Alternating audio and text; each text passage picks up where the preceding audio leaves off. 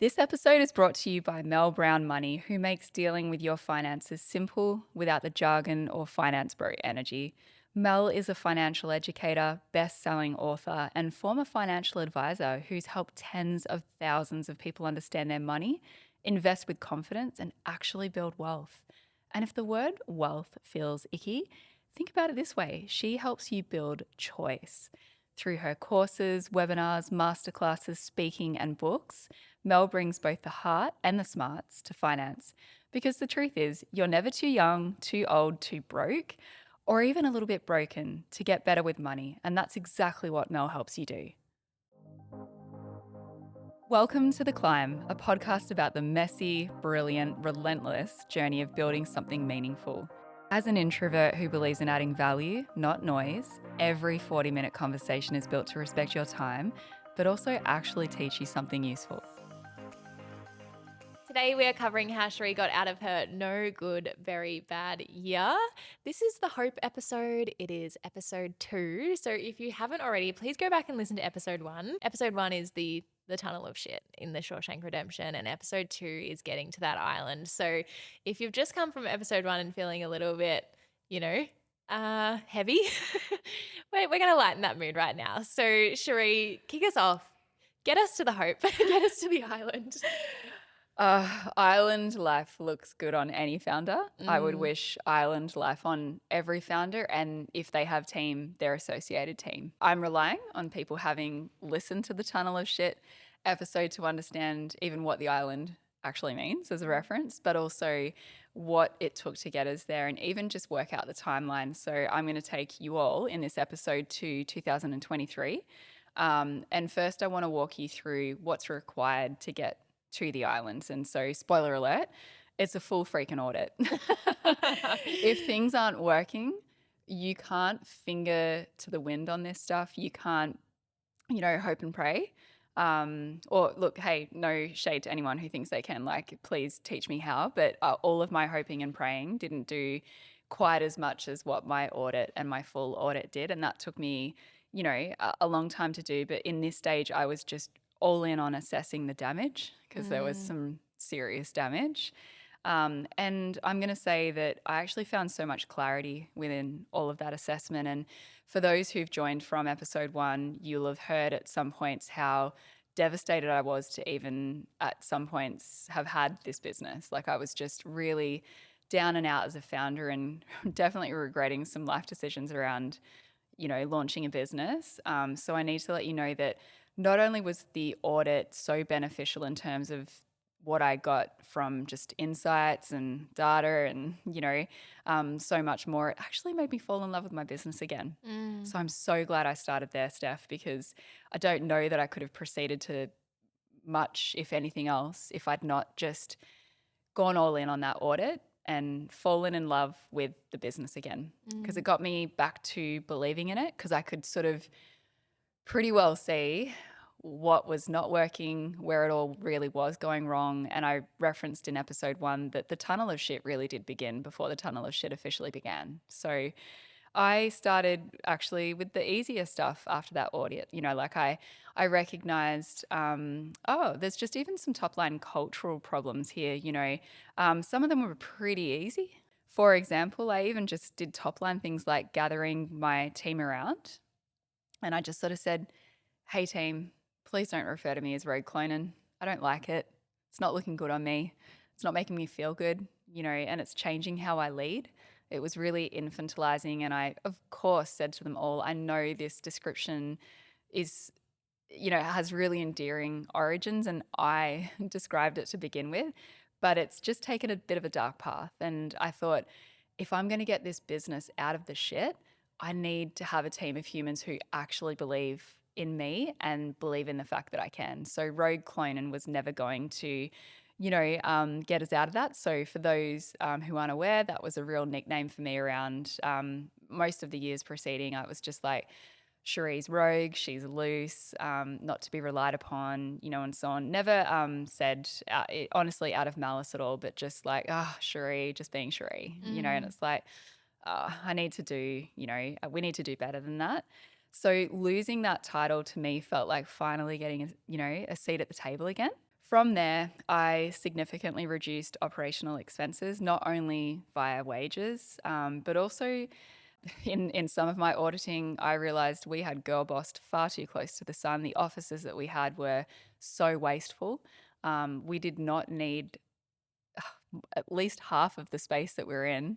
So we downsized. Our landlords were so incredible and moved us across to a smaller place. No harm, no foul, just like, yep, understood. Let's get you across here immediately.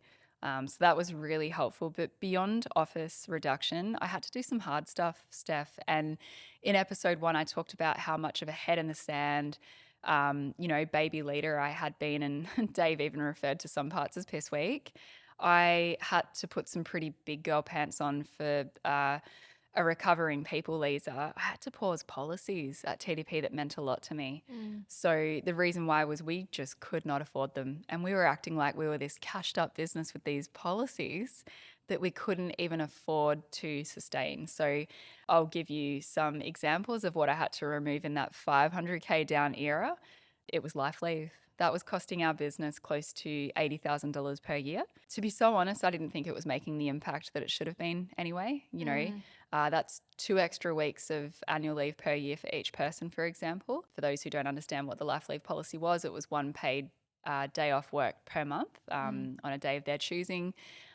It just wasn't doing what we needed it to do. It definitely wasn't reducing sick leave. In fact, it was increasing it. So we were finding that folks would take life leave and then it would be a sick leave the next day, which became a 4-day weekend.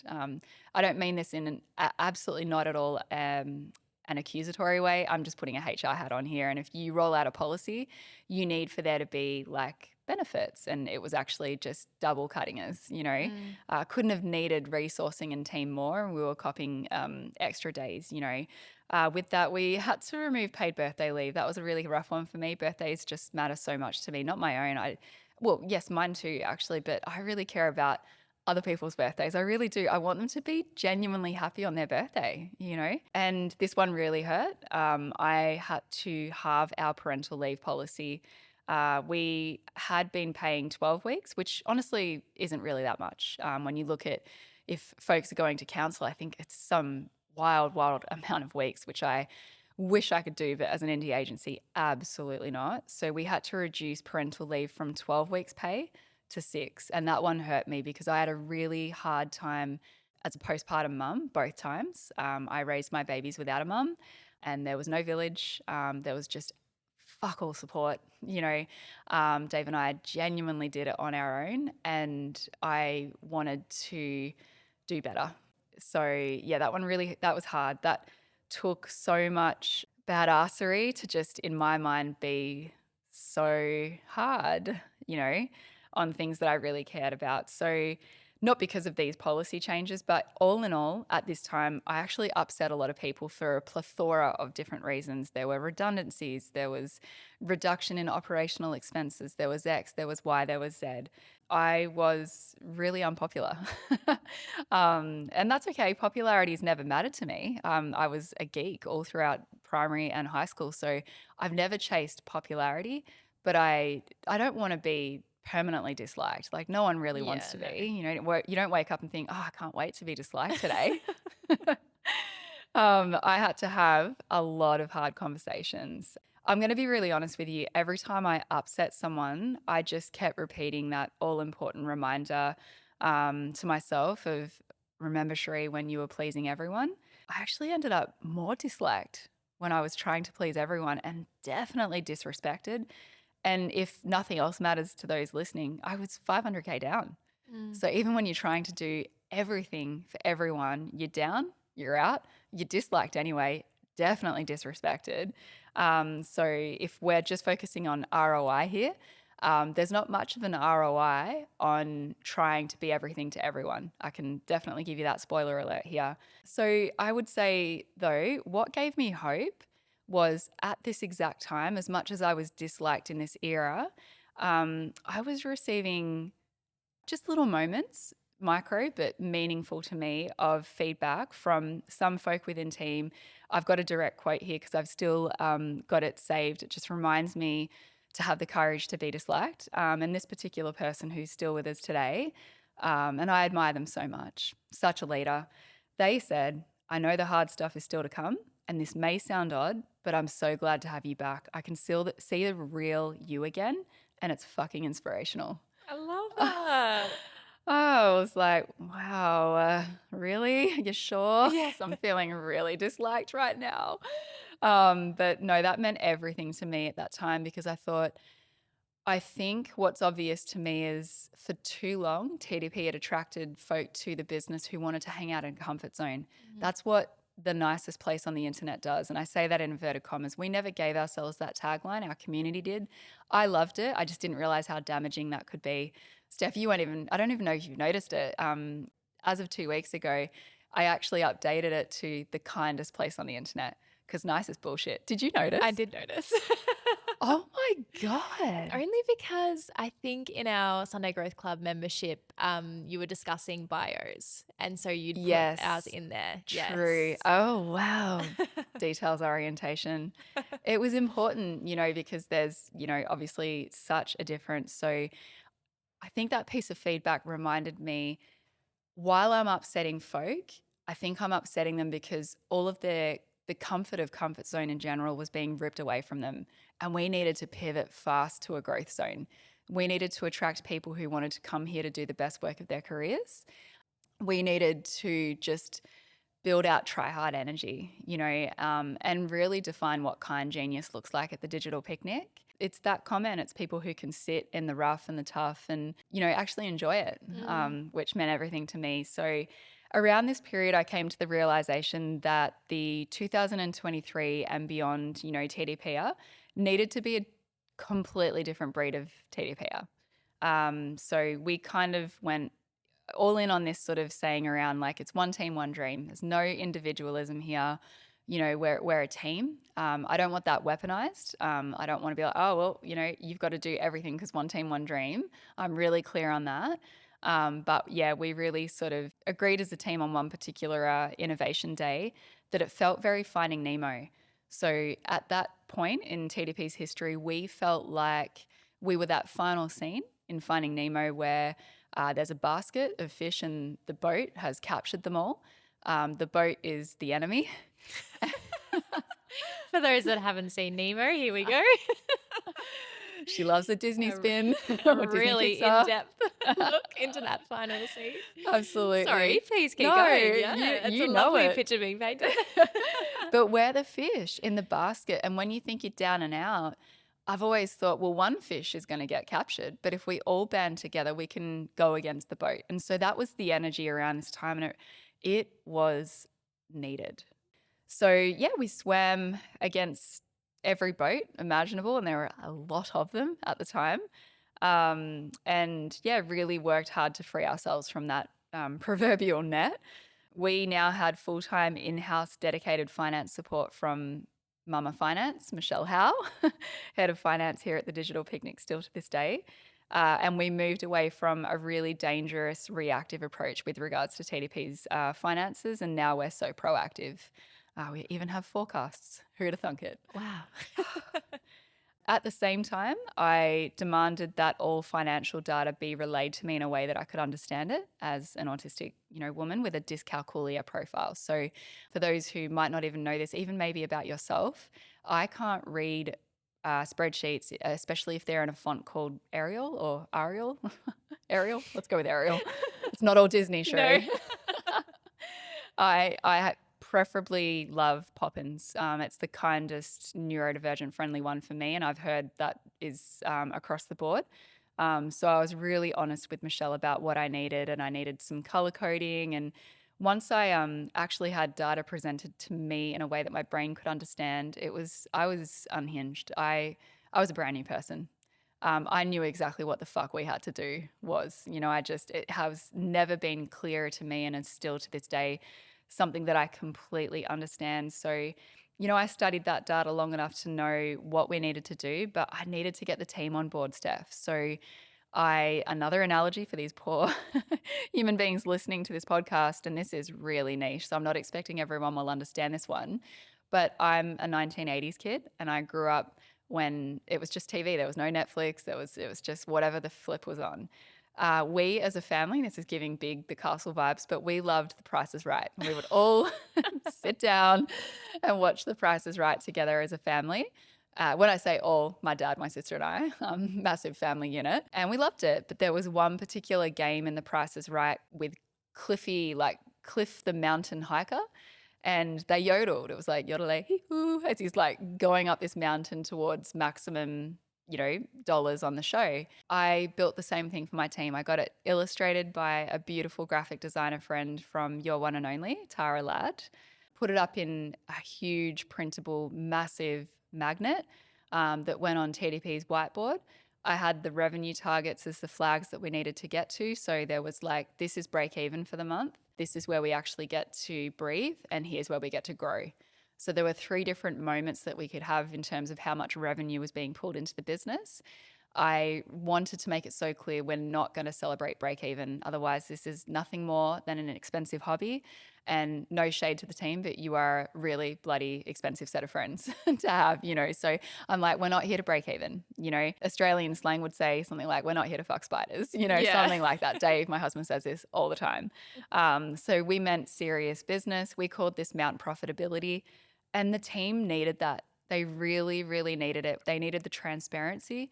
They needed to know what was to be celebrated versus what wasn't, because they hadn't realized that we were just celebrating goddamn losses, not even break even. Yay, you did good, you dug a hole, like it's just meaningless. And I'm so grateful that I'm just actually grateful for my innovative brain with that stuff. Like, I know it just seems like a magnet when you hear it, but it was so much more. It was like, this sounds very chat GPT. It wasn't a magnet, Steph, it was a moment. It's a visual representation. Exactly, of the climb. You're doing great, Cherie. You're doing great. We climbed that mountain, Mount Profitability, Yeah. and only recently I've just maybe a couple of months ago taken that magnet down. We don't need it anymore. We are so clear on what we need to do as a business monthly. We don't need a freaking mountain. We don't need to play yodeling music like we did a few times. Like, we are so clear. But in order to get us there, we needed an ongoing visual sort of, representation. So around this time, the biggest wins that we experienced in 2023 were, hate to say it, but operational expenses reduction, which really taught me what I already knew. And that is that you can turn a business around just by focusing on cost control far more than you can ever turn it around via focusing on increasing revenue. So the biggest lever you can pull when you're in the shit is operational expenses. You will do so much more in terms of even just breaking even, or God, hope, like profitability, if you focus on OPEX instead of, oh, we just need to add more. What's the point of adding more if something's kind of broken anyway? So that was a really important lesson, for me to learn around that time. If you haven't nailed systems, ops, or workplace culture, no amount of increased revenue is going to save your ass. It really won't. So I, around this time, tasked myself with the mammoth task of overhauling our systems, our ops, and our culture to reflect the vision that I'd had for TDP from the beginning. I worked on everything right through to even just updating JDs. We didn't have updated JDs, It took me about 6 weeks to completely overhaul them all. I used AI to help me. It was incredible. And I just felt so proud. Again, I know I could have outsourced this, but I needed to fall in love with my business again. So these were like love projects. Doing each one made me feel so effing proud. I fell in love with each role and what it could do for this business by just overhauling something as simple as a JD. And I did something with those JDs that's still heavily celebrated online, where I just made them so neurodivergent friendly, all brains benefit, but really spelt out what that person needed to do, within that role. And it also showed to them, where can you go beyond this? What's required to get there? And then they can click on the next role available and see what the salary bandwidth is for that, because we're very open with, sharing salary ranges and so on. So I kind of figured out that around this time, it was obvious to me that the secret to scaling a service-based business really well is only hiring for kind genius, not mean geniuses. So I shared a little while ago, about a year ago now, that back in my tunnel of shit era, I felt like the digital picnic felt like the digital pricknick. And it's not a nice way to word it, It's not that we had any pricks, it's just it was prickly behavior, you know? I don't think anyone, is inherently just a prick. It's just that it felt prickly at the time. And I didn't like that, so I needed to move away from any kind of mean genius and more towards what is kind genius. And I got that through my business coach. I mean, I came up with the kind genius, but she had introduced me to the ideal team player framework from Patrick Lencioni. So, the definition of ideal person to have on your team is someone who's humble, hungry, and smart. And I realized, well, that's pairing two of those words together, that's the kind.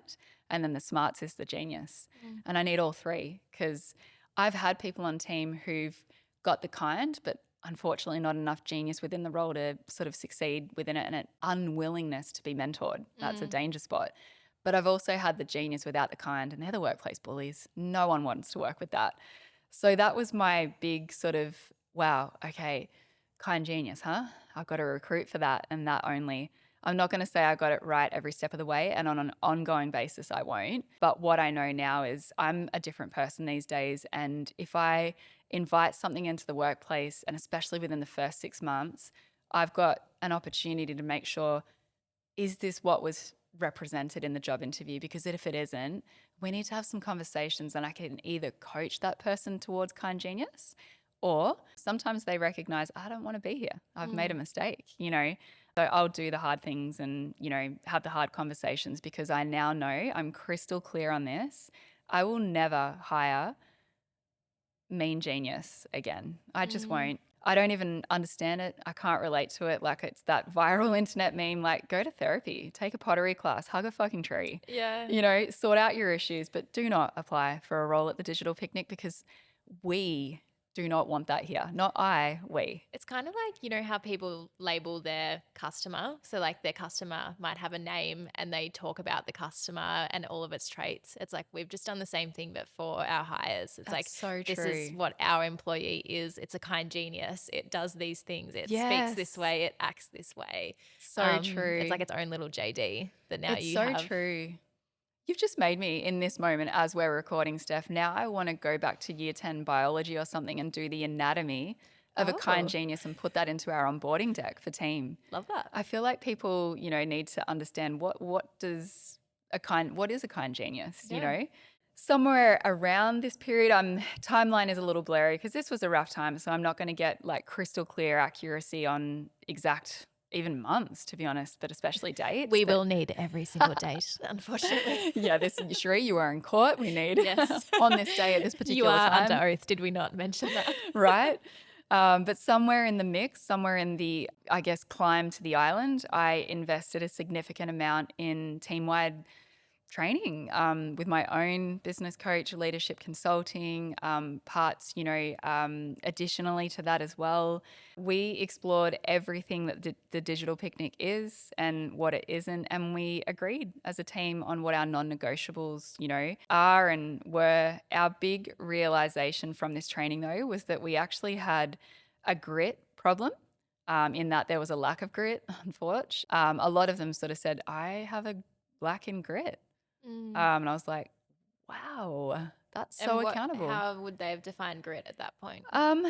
One person in particular who I've had so much admiration for ever since said, hey, Cherie, and this was in a group discussion with a really safe facilitator for these conversations. They said, I started out gritty, but the longer you spend at a workplace like this, the more you take it for granted.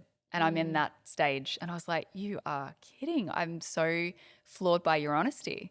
I actually really appreciated it because it reminded me of a guy that I used to date who was like the nicest guy.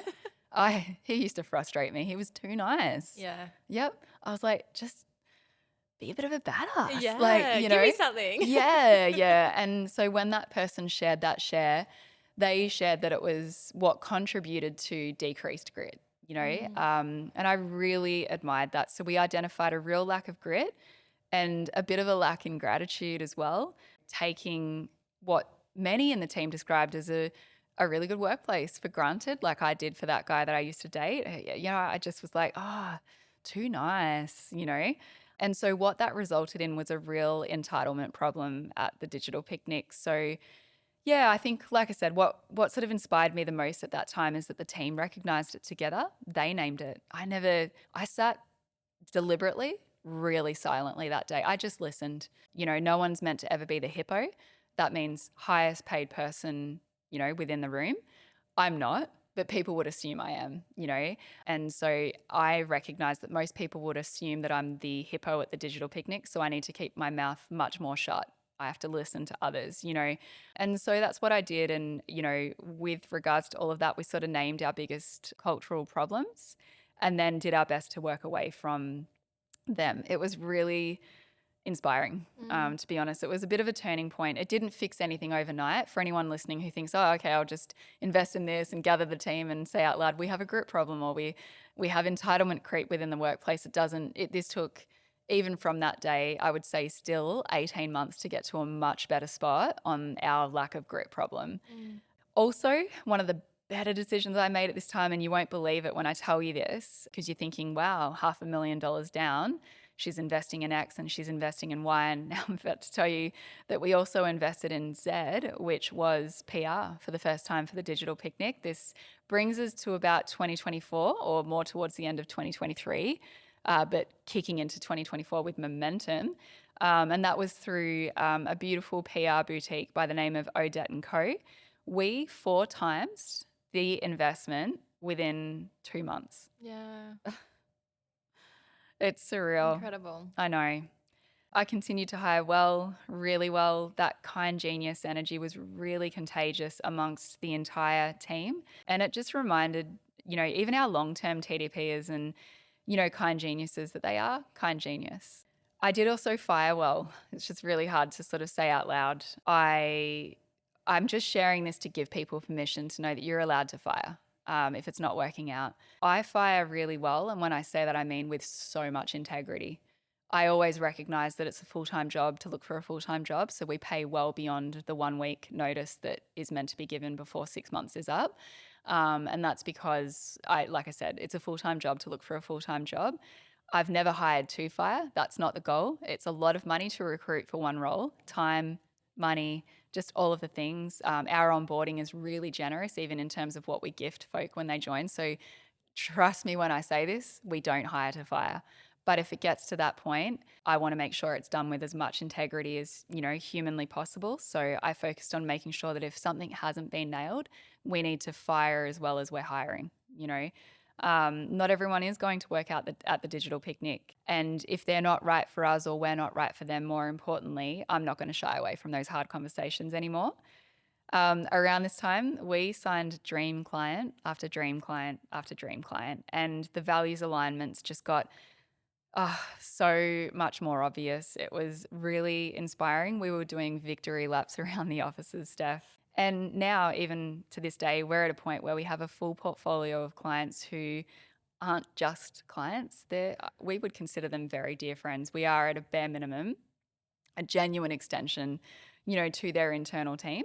I guess in amongst all of that, we drove multiple leads to the business that were some of the largest retainers we had ever experienced at the digital picnic within our history. And I can assure you that throughout all of that, we stayed clear on what was most important to the digital picnic, which was to focus on transformation, not just transaction. So, that felt really special to go from a period dating back to 2021 where folks were dramatically underpaying and sometimes treating us pretty poorly, to a much better spot.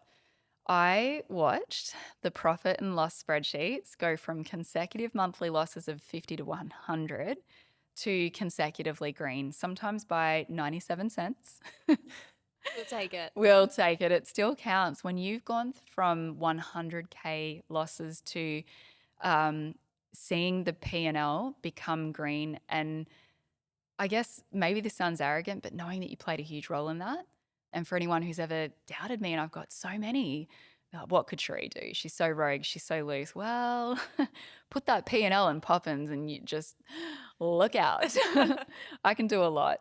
And I think really proudly, I delivered on a promise that I've forever made to my team, which is the minute I can, I will. So as long as there's a business justification for something and an ability for the business to do it, I would. And so as a result, we looked at our salary bandwidths. This is more towards 2024-ish. And I needed them to be more competitive again. I wanted to surpass industry standards. I wanted to outcompete. We were lagging, and so we updated every salary bandwidth within the entire organization. That was monumental. It is so hard to do that in a service-based business. It has such a big difference in terms of how much new revenue you have to bring in every month, but we did it. We reintroduced life leave and birthday leave and all of the other operational costs that we'd cut in 2023's recovery era. We made multiple internal promotions, but this time it was based on a freaking genuine justification. We also made multiple external hires and we hired really well there. And then towards the end of the year, and this is now getting us into 2024, we actually won two of the largest awards you can win within our industry at the B&T Awards. They are our industry's best awards. And we were named as the agency who was breaking through glass ceilings, which was so inspiring. And I won Woman of the Year for 2024. With a mouthful of cheese. Yes, that might be another story in itself. Oh, my Lord. Moments of your life where you wanted the earth just to swallow you up. I really did. I didn't know there was such a thing as Woman of the Year at this particular industry event. We thought we were going there because we'd been nominated for the People's Choice Award. And I actually thought we might have it in the bag. I went in not arrogant, but just so weirdly confident, which is so unlike me. You know me. I would never walk in and think, it's ours. Yeah, no. Oh, we just got too caught up in our own commentary with people saying, I voted for you every day from different freaking IP addresses. And I just was like, I think I'm feeling so confident. We didn't get it. And I thought, that hurts, But I was like, it's okay. It's totally fine. We're just going to have a really great night as a team. And then we got nommed for the Breaking Through Glass Ceilings and won that. Then it gets to the end of the night. We had no idea there was this private award that it wasn't on the agenda. And I heard them saying something about Woman of the Year. And I was like, wow. Actually, Steph, I can remember my exact thoughts. I thought, that must be such a genuinely impressive human. I just thought, are they going to bring out I pictured that being Australian of the Year. And I thought, I wonder, what do you have to do to achieve that? And then you just stood up. Yep. So I'm sitting there and I'm thinking, I can't wait to hear whoever this person is. What's their story? Mouthful of cheese. I'm living my best cheese platter life at this point. There's cheese, there's fig jam, there's, just crackers. It's the whole thing, mouthful. And then I heard Cherie Clonan. And Jessie on our team screamed. Danny just blinked and stared, and Cassie was like, "That's you, girl." Yeah. And I just thought, oh my Lord. Yeah. And so, walked up, accepted the award, was so unprepared that I spoke about cicadas for 5 minutes straight. It was brutal. I said to the team, I know you took the video. Can you please delete it? I never want to see that. That was humiliating. I just never would have thought that would be me after that time it was rounding out the best year I've ever had as a founder, which was 2024. That is the happiest I've ever been in my entire TDP existence. I worked with incredible humans within the business, even folks who didn't work out. It worked out really well when it didn't work out. We ended it with so much integrity. So it was the best year I've ever had. You could not wipe the smile off my face, the smile off my heart. And I'm really glad I had that year. I'm forever grateful for it. And so for this episode, I'm going to finish it up here by saying, if you are stuck in a tunnel of shit, it's possible to get to the island. It takes a lot of grit and a lot of business acumen. It takes courage to be disliked. You have to make really hard calls. You have to look at yourself and start to really ask hard questions of yourself, like, what patterns am I allowing to keep showing up to pull me back to the same place? Because I was recognizing it didn't matter who. There was no particular name attached to some of this stuff. I knew if I kept letting these same systems run me, we were going to be in a pretty bad spot. It would just be a new person doing the same old shit that I'd experienced in 2021. And I didn't want that for me or our team anymore. So I looked in, called myself in and up, and went on to have the best year I've ever had as founder. Yep. Wow. And to think literally, yeah, a few years before you were genuinely wanting to get out of that business, If I could have afforded to close it up, it would have been closed. yep. What do you think you would have done? I would have worked for a particular political party who'd offered me a role. Wow. Yep. And I couldn't feel more values aligned to them. The salary was, I still to this day will never come close to earning that at the digital picnic, and that's okay. I'm happy now. It was a really, really tempting offer. I nearly took it. Wow. Yeah. That's so interesting to know. Like there Yep. really was another path that you could have taken. Yep. Are you Absolutely. glad that you didn't? I'm glad too. I'm really glad, now we work with them in a different way. Yeah. Agency side. Yeah. Yep.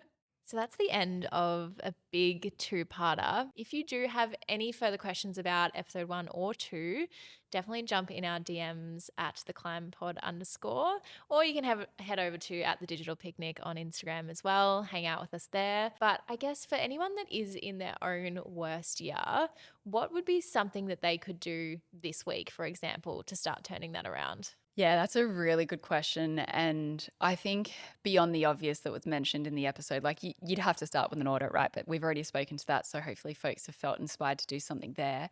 Something really big that I did that I didn't mention in this episode was at a particular point, I needed to seriously get real about what was adding energy to my life as a founder, but also, I think more importantly, what was draining my energy as a founder. So I actually created a really basic spreadsheet. Like, I'm not much of a spreadsheet bro, if I'm being really honest, but I can definitely follow one. And so I set up this particular spreadsheet that was so simple. It's too embarrassing even to share. Like, you can do this at home, kids. And it just had columns dedicated to energy raise versus energy drain. So what was giving energy and what was draining it. And then I color coded it because I wanted to have a really quick, easy way to look at, was there a particular color that matched a theme that was heavily draining on energy each month and or quarter? And then when I got to the end of the year, I just wanted to be able to look at it all almost bird's eye view and say, what color am I seeing the very most in either of those sections, like energy raise or energy drain? When I looked at energy drain, this might surprise you, Steph. There were so many categories I came up with that could drain my energy. There was only one color every time. Oh, I don't know. I don't even know I'm allowed to share. Okay. Um, People. people, People be people, peopling. people are an energy raise for me. It's Mm, people management yeah. that is the drain for me. Like, I don't get high off of really, say, sometimes even super basic complaints. I'm just like, is this real? Like, I Mm, sometimes can't believe that would slide into my inbox, and yeah. I'm like, oh my Lord, I don't even know what to do with this.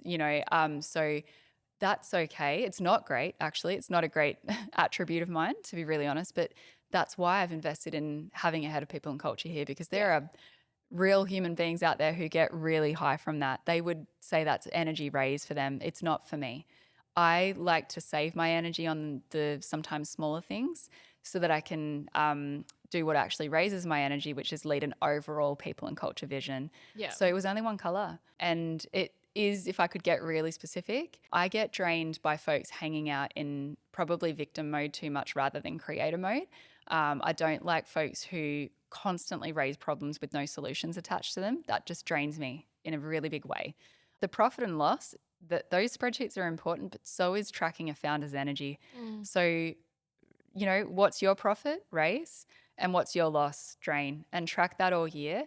And if there's some recurring themes, you need to take action on that. And also, what's showing up most in energy raise, we need more of that. yeah. Yep. It also makes sense though, because I mean, in such a growth phase, everyone is feeling that, like at all levels of a workplace. So it's only natural that people are like, issues are going to happen, or, confusion over what's changing and what's staying the same. And as I said, Absolutely. like people just be peopling. We can't do anything about that. Oh, That's just man. natural. Couldn't be more accurate. People have every right to be people. All right. So looking back now, what are you most grateful for? What are the lessons that you come out of that year and you think, yeah, I'm kind of grateful for some things. Oh gosh. Yeah. Look, the building out of a business acumen I could never have built had I just had every year in my business owning life be easy sunshines, lollipops, and rainbows. I actually don't think a really easy ride in business builds business acumen really well. Actually, it's the harder stuff. It's like Jumanji level 900 on your business acumen build out. So I am now really proud of the business acumen that I have. I actually genuinely believe that I'm really qualified for the role that I'm in. Whereas before, I would say parts of me felt really impostery, but now I know I'm the right person for the role at this point in time. It could be that this business grows to the point where I'm like, oh, I'm a bottleneck. And I will do the right things with that as well, because I've also got enough business acumen to recognize if I'm a bottleneck, I would hire someone to solve that, very quickly.